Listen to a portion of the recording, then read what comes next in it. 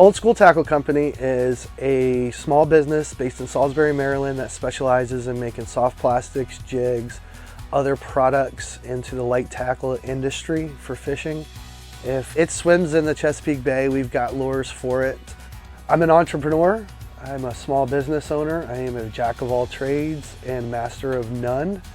I got into this business for my love of fishing, and the logo is a profile picture of my grandfather. My grandfather loved fishing. I was in the 2nd grade. I learned how to catch bait, how to catch fish. The entrepreneurial spirit probably came from my grandfather. If you bought minnows in Ocean City in the 80s and 90s from a tackle shop, my grandfather probably caught them all and sold them there. I try to really build a better mousetrap. I try to be a problem solver. I try to connect to people and legitimately help them. Oftentimes fish don't always strike because they're hungry. Sometimes it's exploration. They're trying to figure out what this is in the ecosystem and whether it's food or not. Science is typically in clear water conditions, you want to use a clear water bait. Dirty water conditions, you want to use a darker bait. It's just how the fish are seeing the silhouette in the different light conditions. A bait that works out early in the morning and in the evenings may not be productive when the sun's out. So there's a lot of trial and error, which is why we've carried so many different colors. Friends oftentimes will call me the mad scientist about some of the things that I do. There's an artisan piece to it, but there is also a deeper scientific aspect to the business. This right here is our shooting star. So this is our injection machine. We go ahead and we'll draw plastic out of this cylinder here.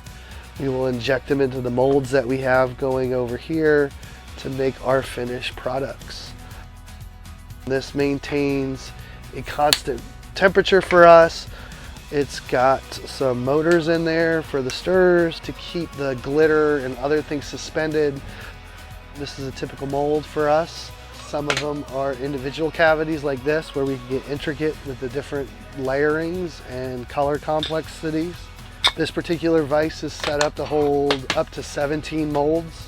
Typically it takes maybe 2 minutes to shoot all the molds, and it only takes maybe 1.5 minutes for the product to cool enough for us to pull out of the molds and keep doing that process over and over again until we go through 5 gallons of plastic that is in between these 2 cylinders behind me. So there are many challenges. The biggest is sourcing materials. For instance, you take a product like our redfish spinner. Right off the top, you've got header stock. That comes from one vendor. You've got a label on the bag. That comes from another vendor, the bag itself.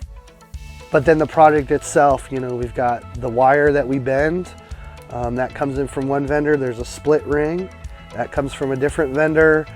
Oftentimes, if not, I'm going to 2nd or 3rd suppliers. Like, you have to make sure that if you bring a product like this, that you have more than one source for product. Ideally, you're going to source your primary one because that's where you're controlling your costs. But if you've got to get product out on the market, you got to go to 2nd, 3rd vendors. You're going to have to take a hit on the bottom line just to maintain having product on hand, because you can't keep adjusting your prices up and down because you're hitting 2nd and 3rd suppliers. There's a lot of different vendors and a lot of different components that go into just making one small product like this. Trying to keep all of that in stock, maintaining a flow of all those materials can be challenging at times. So there's a saying on the Eastern Shore that Chesapeake is the land of pleasant living. I like the fact that I can be 20 minutes on a boat going offshore fishing for marlin. I can do 20-minute drive. I can be on the Chesapeake Bay and shore fishing for all different species. There's not very many places like it on Earth in which you have so much going for you in the outdoors. Opportunities to pursue your dreams and stay on the Eastern Shore. Businesses are changing, industries are moving in all the time. It's definitely a unique area in which the core consumer on the Eastern Shore will patronize and support local small businesses. The minute that I knew that I was onto something was probably within 6 or 7 months of running a business. That first customer goes, "Man, look at this. This is the biggest speckled trout I've ever caught in my life." And it was a product that I had put into a captain's bag at a tournament. And that was kind of that moment for me where it was like, okay, I'm on to something here.